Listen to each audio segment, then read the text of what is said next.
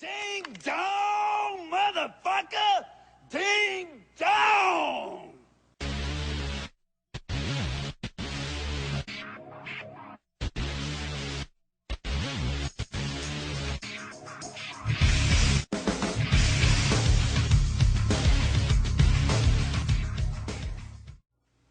Hey everybody, take two on this video. I'm going to try not to touch my desk. I apparently was bumping something during the previous video, or the previous attempt at this video, and was making some noise in the microphone. And a train went by too. That kind of helped out a lot. Sorry for the rearranging here. My computer monitor took a crap on me, and I've had to pull out the old dinosaur CRT, and it's only big enough to sit on one end of my desk, so that's why everything's rearranged. I'm still kind of down, jumping through hoops at work, getting ready to take the kids swimming. Just real life's got me running on empty. So not a whole lot of videos coming in the immediate future. Hopefully within a month or so, things will settle down.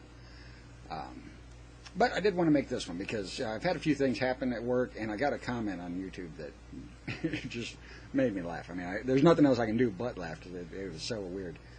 Not weird, but I don't know why somebody would even bother trying to make it. Somebody called me or told me or tried to inform me that I'm nothing but a skeptic. You're just a skeptic.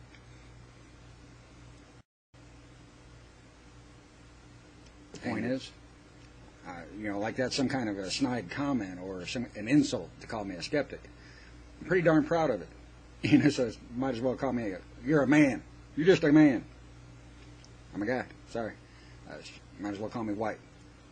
It's one of the things. Is like, why would somebody even attempt to make an insult like that?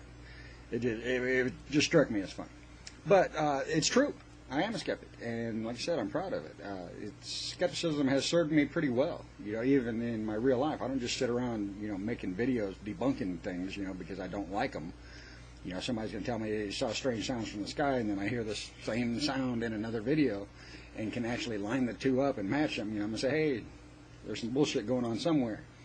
And so it's just a matter of, putting all the information together and finding out, all the details, and then looking at what we have once we have all the details of whatever we're talking about. And that's what I do in real life as well.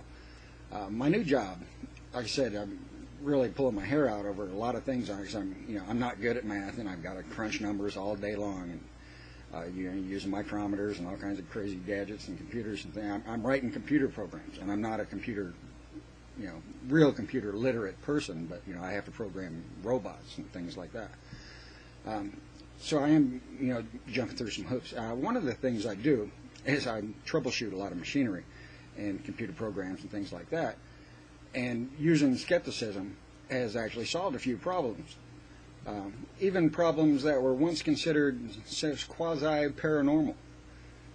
I was looking at a laser light curtain. If you don't know what that is, think of like a laser trip, alarm system. You got a laser beam, and the cat burglar breaks the laser, and the alarm goes off. Same thing. But on this, when you trip the laser, it stops this particular piece of machinery from operating. It's a safety feature. So when you turn it on, you don't want nobody sticking their hand in there. They got this laser light curtain in front of it. And if they stick their hand in there, break those beams, the machine's going to stop. And so we were talking about, checking the beam, breaking the beam on one side versus breaking the beam on the other side versus breaking it in the middle, just kind of chit-chatting. And I was like, well, if it's a laser, it doesn't really matter, where you break it at. If you break it, you break it.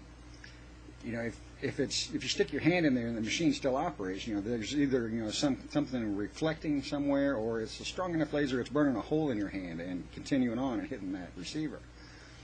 And one of the guys was like, no, that's not necessarily the case, because we do have one piece of machinery that will operate if you break the light curtain, and they can't figure out why. It's been like this for years, and they kind of brush it off to the Twilight Zone, saying, there's something spooky going on with this machine. We don't know what it is. And I'm curious. And so I want to find out why. So I asked them, show me this piece of machinery. I want to see it do this. So they take me over, and they say, it's this one right here. Fire it up, turn it on, stick my hand in there, break the light curtain, the machine stops. And so we asked the people that operate the machinery, what's the deal with this? And they say, yeah, it does happen, but it doesn't happen all the time. So I'm like, it just happens every now and then. It just continues to operate, nobody knows why. And so I asked, have all the sensors, been replaced and things like that, checked. Everything's been replaced several times, and it continues to do this, so it must be, a haunted machine or something.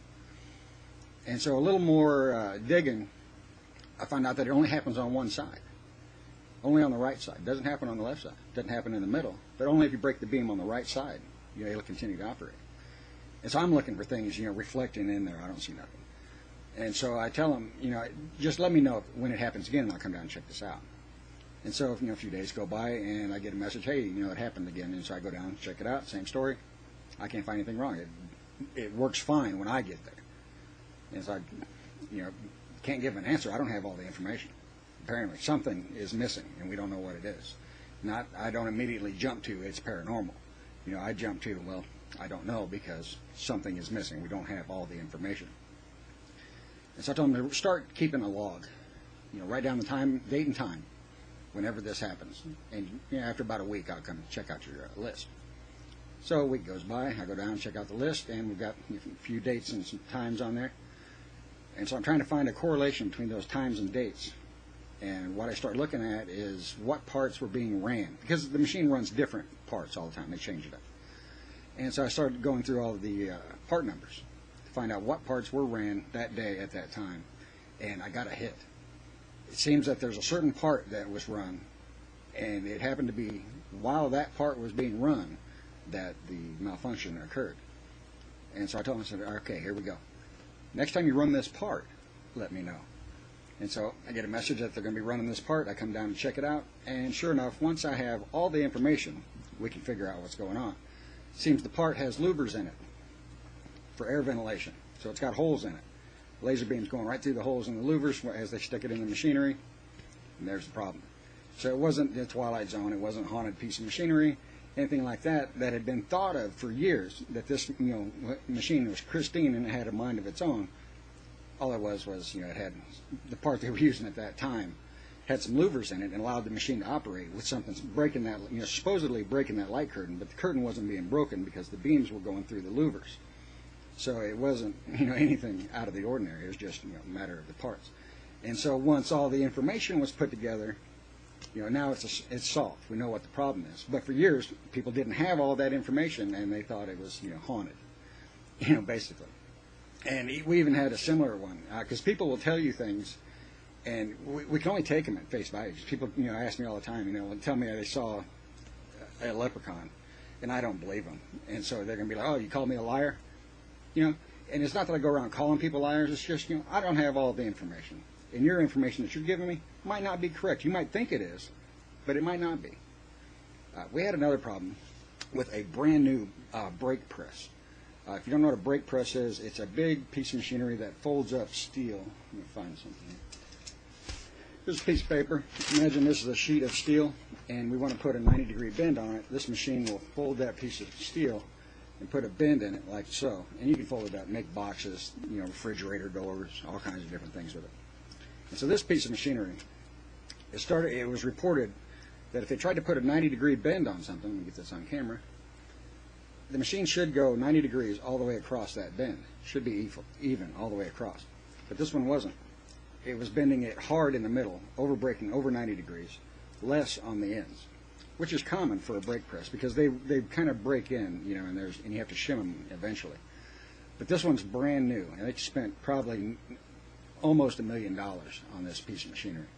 And so you can imagine that every bigwig in the factory down there trying to figure out why this machine screwed up overnight, because the operator says it didn't do that the day before, but today it's happening.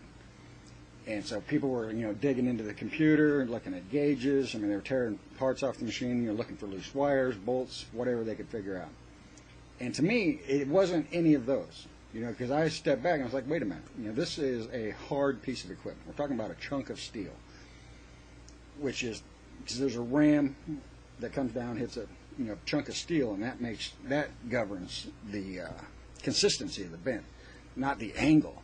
If it was messing the angle up all the way across the board, sure, we can start looking at pressures, things like that, but I didn't think that was it. I was like, we don't have all the information here. Something else is going on.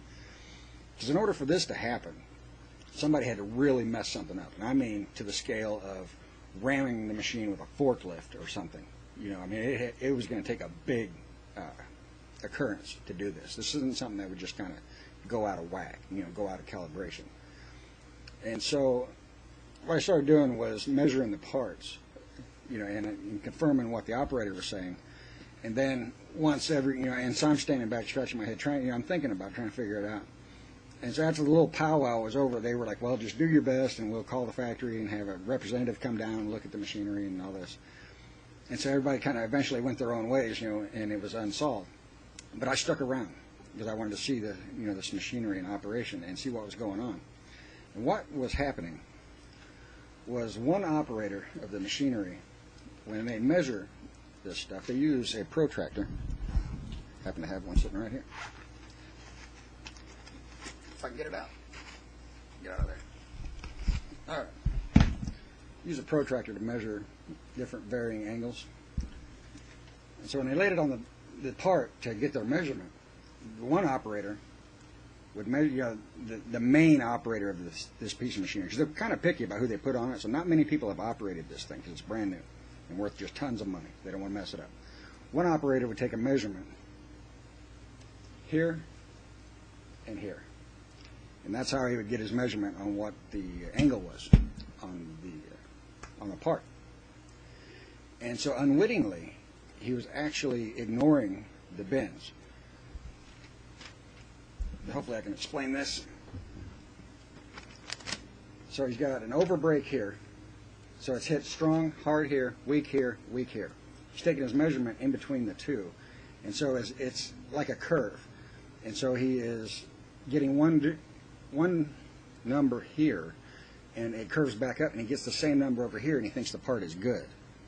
But unwittingly, it's weaker out here more towards the end, stronger towards the middle, and it gets weak again here. So he wasn't measuring that. So what happened was, what I did was I went back and started measuring all the parts that he ran the week before and the week before that, and found the exact same problem. It was just a matter of one guy was measuring it one way, and the other guy who figured out that something was wrong was taking measurements out here on the ends and in the middle.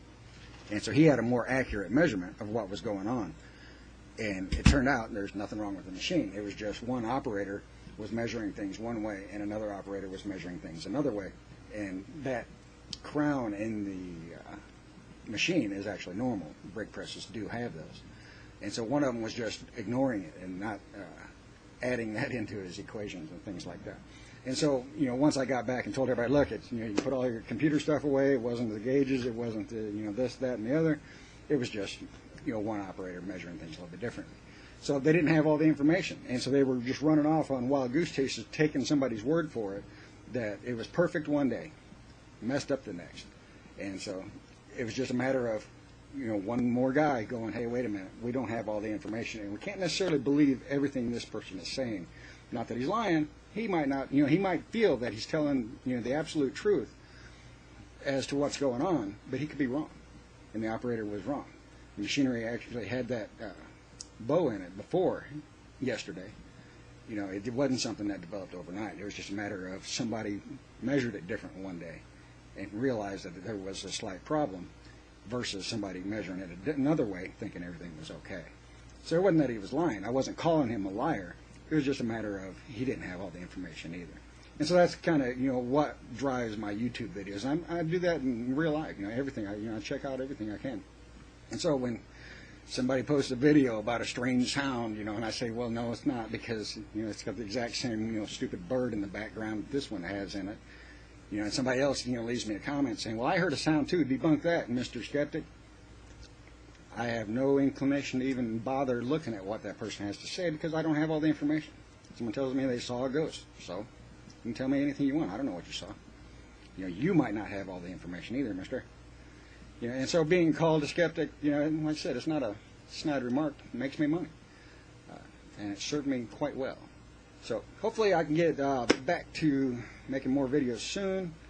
But just want to share that a little bit with you guys and kind of touch base with everybody and say, yeah, I'm still here. I'm still alive. No, I'm not mad at anybody for people who thought I was upset about something and ignoring them, things like that. It's just I'm just really busy. Really am. I try to answer all the messages I get and all the comments and emails and PMs and things. I can't do all of them. I've got 2 channels to run. As soon as I get done with this video, I got to make a video for that channel, just to get something out there. So hopefully that was worth something to somebody. You guys have a good one, and I will see you soon, hopefully. Take care, everybody.